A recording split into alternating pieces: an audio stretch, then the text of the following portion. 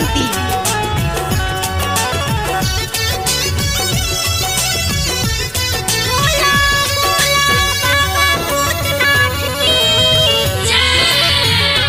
शिव के नाम सुमिर क गंगा में स्नान करो, देवघर प्रस्थान करो।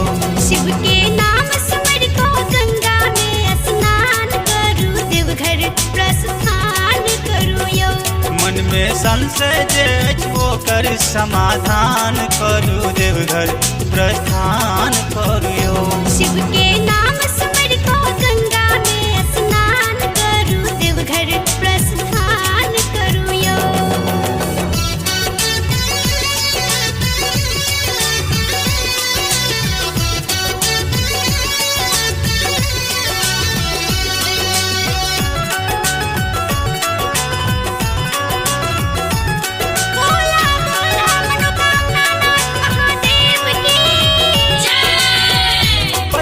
विकट मुदा जायब बाबा के धाम, कष्ट कन काटब तो पायब बेसी आराम।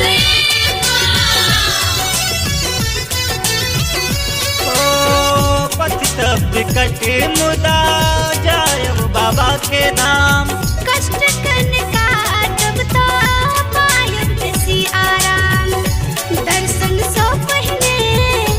दर्शन सौ पहिने आराम के आराम करू, देवघर प्रस्थान करू। शिव के नाम सुमिर को गंगा में स्नान करू, देवघर प्रस्थान करू यो।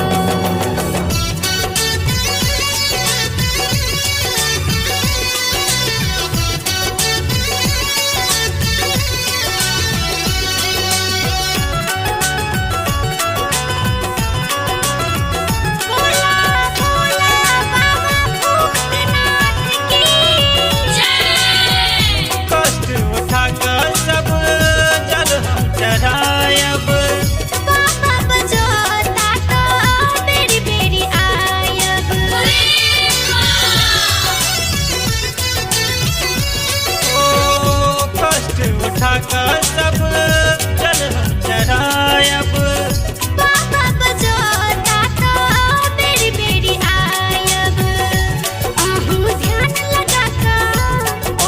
ध्यान लगा कर भोला के प्रणाम करू, देवघर प्रस्थान करू।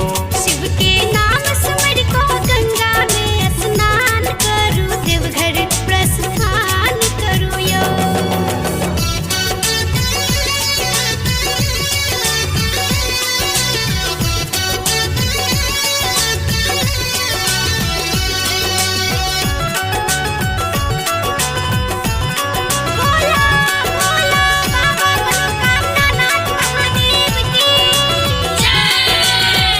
रावण के दर्जा देलने भक्त महान के, संजय के आस अछि तुच्छ वरदान के।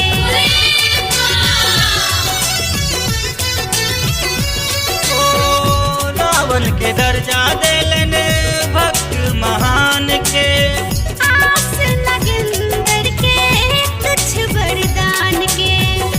पूजा संगे आहूँ बोल बम के गान करू, देवघर प्रस्थान